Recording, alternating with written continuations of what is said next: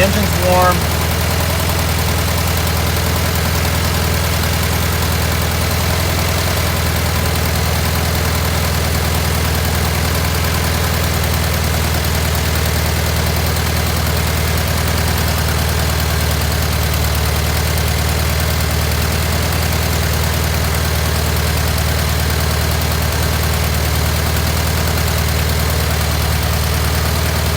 A little bit of space between there.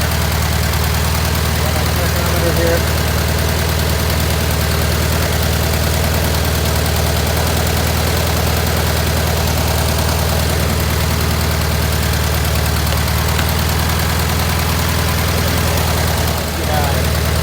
Over 900.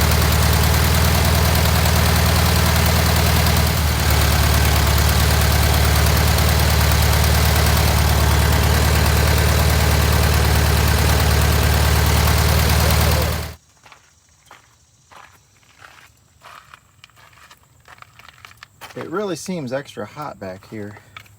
And obviously that oil leak, that's new.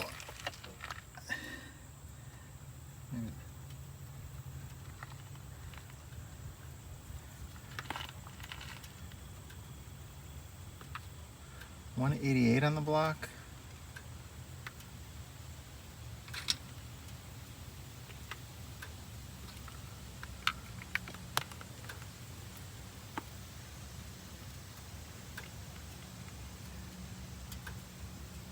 Which I did spray down the oil leak yesterday with some brake clean after I ran it, so maybe I just diluted the oil when it ran down there, and that's why it's smoking and burning off right now.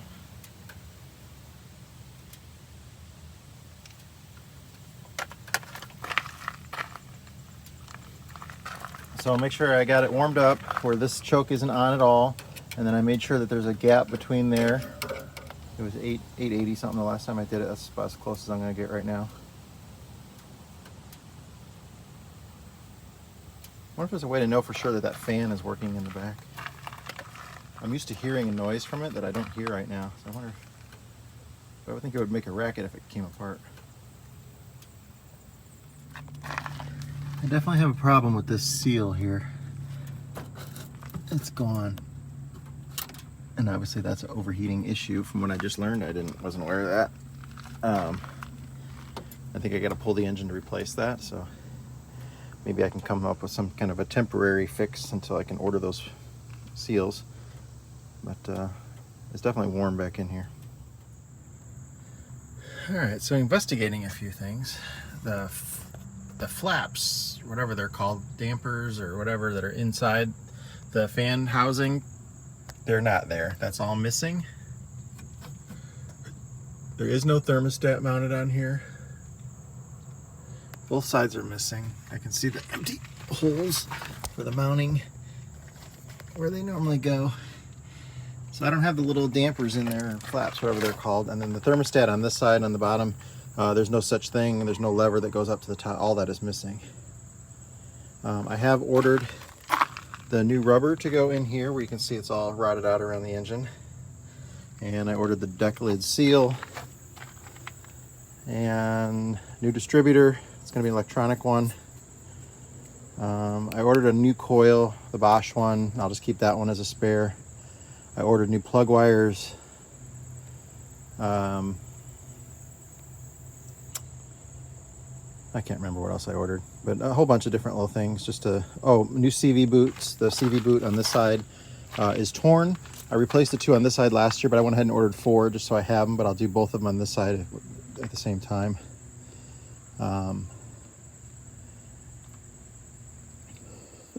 Excuse me, I can't think what else I did, but I've ordered a whole bunch of different little things. So slowly getting it put back together and then finding out what's missing and what's not there. Obviously to work on cooling stuff, which I don't know if the missing little dampeners would affect the cooling as much as it would engine wear because it's not heating up as quick as it should. This thing is leaking oil. This is really loose. I haven't investigated what's going on with that, but that thing's leaking. So I gotta see how that attaches. I don't know if there's something on the inside that does it or what, but okay. well, that's enough about the thing there. Just a couple little updates about stuff that I'm working on. And well, this oil fill thing, it's just a little, I can get tighten it with a spanner there, and that'll stop that. So I spilled oil last time, I overflowed it, but apparently I made that loose and now it's leaking. So just got to fix that. That'll fix my oil leak. Okay, I got that tightened up really tight now. That should stop that oil leak. Here on the underside, you can really see how much that seal is missing around the engine there. So I ordered that. That should be here today. I need to check the back one and see how it's doing. That's the one up there. You definitely have to take the engine out to replace that one. I replaced these CV boots on this side, I think 2 years ago, but that one over there, I'll show you in a second, but you can see it's totally split open. And I went ahead and ordered 4 just because I'm going to replace both of them on that side. Now I think I have a different transmission in here than what's supposed to be here, because everybody says the top speed on this thing is supposed to be like under 70 miles an hour, but I've had it up to 82, and that was with the GPS speedometer, not the speedometer on the thing. So I'm thinking that maybe this is a bus transmission, since it's a bus engine that's in here. But again, I could be wrong, I don't know. But that speed was a GPS speed, which I know is too fast for it, but I was just seeing one day what it had. That was not on this trip, and it had nothing to do with the issue. That's the biggest issue there. Number 2, again, I mentioned it, but I never showed it. So this is the passenger side. There's no thermostat in here. There's no hook hanging down. None of that apparatus for the flaps are in here. Everything is missing. But that little shield pan between the 2 cylinders on the top is there. So I think the biggest cooling issue though is that the heat from the muffler is just going straight up into there and then sucking back through, if that's how it works or whatever, but it's not. It's making the engine compartment hotter for sure, because I can see right up into it. And there's no engine seal around this door either, which is ordered and I think that's going to be here today too. The new electronic distributor is coming. It's going to be a Bosch 009, and it'll get rid of the vacuum advance. It's going to be a mechanical advance. I've had a bunch of people tell me positives and negatives about different ones, and went with the 009. That's what another friend of mine used, and the guy at the place where I bought it, that's what he uses on his too. I understand there'll be a little bit of a delay off the line on it, but it runs better with it, is what he was saying. Gonna have a new coil, new plug wires. I don't remember what else I said I bought, but quite a few different little things. The rubber seal around the back is there. I can see it. So it's not missing, and there's no chunks of it missing. That's a good sign. That's it going up there. You're looking from the underside of the engine here. But this is it right here, and then it goes that way. But it's all the way in there. That's good. So the nasty one is the one here, which I'm going to attempt to replace without pulling the engine, which it's not that hard to pull this engine, but I don't have a floor jack here right now, so it's pretty much impossible to pull the engine without a couple of floor jacks. Thing is all warmed up. I'm going to give it a shot here and see if I can drive it up the hill here. It's going to take 2 hands and stick shift.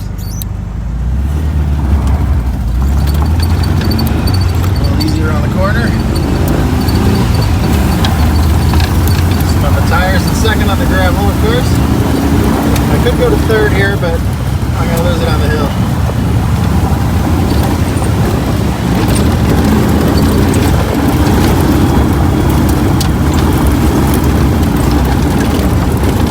Whoa! Started going a little sideways. That'll scare you. Oh my goodness.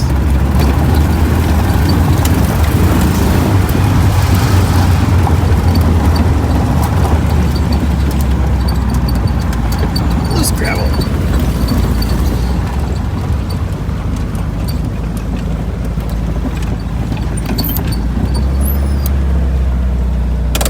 Came down to idle nice. Let's see if it starts up.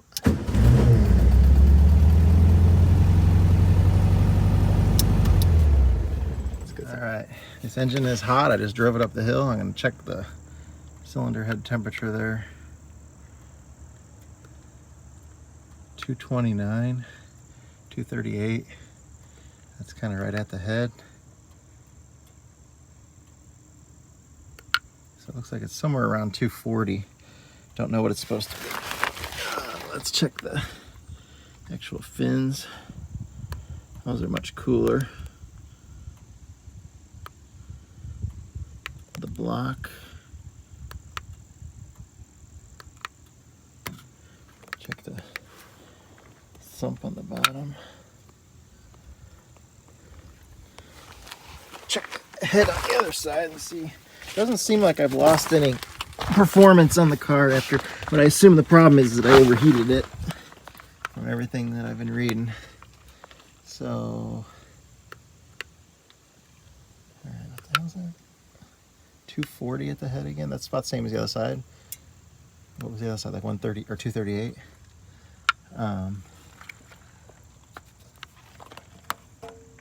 Yeah, the fins are cooler. So I don't know what the temperatures are supposed to be, but that'll give me a good idea. So once I get the new seals and I get the new distributor, I'm not positive. Since I'm getting a new distributor, I'm not really worried about the timing right now, but when I set this on my pulley, let me see if I can spin it around.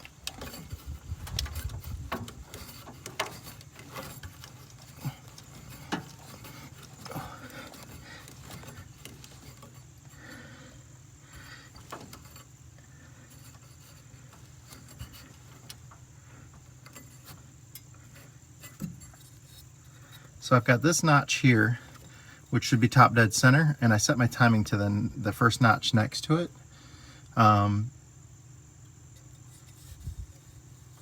So hopefully, I don't know if that's 5 degrees or 7.5 degrees, because the next notch isn't till way over here. So I'm not really sure. And I don't have a notch after top dead center, but the one with the big dimple here, and that should be top dead center. So I set my timing with that one centered on the case. So I don't know if that's where it needs to be or if I need to make a measurement, do something different, but because I'm changing to the 009 distributor instead of this vacuum advanced one, I think I'll be okay. But it seems to be running fine for now. It's got good performance. I just ran it up and down the hill, obviously, and it did pretty good. It's got plenty of power on the hill, on the flat. I'm not even sure that the vacuum advanced works on here. I never really tested it. But it seems to be running good now. I don't think I hurt it, at least by overheating it. You know, I just drove it, like I always tell my bus people, you know, you're oblivious to paying attention to things and you just think everything's okay, and it's not. Hindsight, I should have been going a little slower, but it was 20 degrees cooler outside on my way back from Indy than it was when I went up there, and I went even stronger before. So that surprises me, but I guess if it was more in tune and it was more powerful, maybe it was creating more heat, or maybe I had the carburetor set a little bit too lean. I hadn't really worked out the final hot idle on it all the way yet, so possibly it was a little bit lean, so it ran warmer. I'm sure that I'm the one that did it to it though, but it looks like it survived it. And I'll just keep an eye on the valves, continually readjust them here according to the book. Go to, you know, top dead center on cylinder number 1, and then go backwards through the firing order on them. And I think that this car has had a fire before, because if you can see, it's all black charred back there. And the bigger sign of that, which is probably why I don't have the original engine in it anymore. Oh, you can't really see it right now. Lift this up. And there you can see all that paint is burned off over the engine in the back underneath the top. So I think it's had a fire.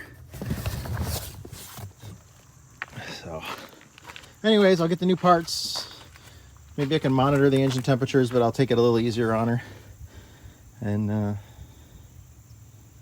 but again, I think it survived me. I'm the one that did it. I'm sure I definitely can't blame the car. But I've always been able to push it a little bit harder like that and not had a problem before, but I've never really driven it on the highway much. When I first got it, I did one trip on the highway, and it was a really cool day, and it was raining, which probably helped to cool everything down. The fan is spinning good. That's not the issue. I probably need to tighten my fan belt another notch or two on there. I took out 2 shims when we were in Indy. I'll probably take out another 2. The deflection's not much, but I see it bounce around a little bit, so maybe just one more shim will do it. And then now that I got that oil leak stopped, I need to clean it up. It's hot right now. My brake clean that I'd normally clean it with is very flammable, and I don't want to do that. So I thought about adding a fan in there too, or maybe getting an external oil cooler would help out with the cooling too, especially if I want to push it a little harder. But we'll see. All right, well, until my parts get here, this thing's gonna sit for a little bit, but again, I think it survived the idiot owner. It seems to be running real well right now.